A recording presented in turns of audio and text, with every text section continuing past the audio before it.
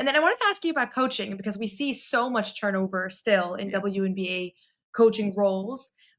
Curious about how you kind of assessed Rachid Meziane's year one performance and how do you see him fitting into the future of the Connecticut Sun long term?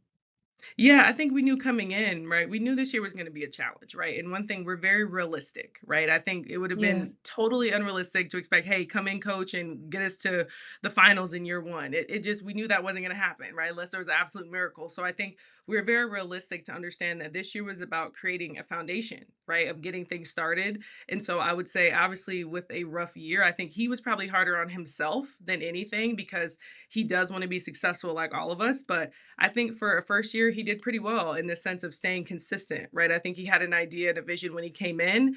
And I think at times when you're not winning, it's hard to stay consistent to that. It's easy to panic or to pivot or to just like scrap it and try something new. But I think I give him a lot of credit for staying committed to the process and understanding that even if it's rough right now, we're going to keep finding a way to show up and improve. And I think that was the biggest thing that we wanted to see was progress, right? We wanted to have a different feeling from the beginning to the end. And so I think, I think it's hard for a lot of coaches when you come in and expect to have immediate success. I know that's what we all like to see.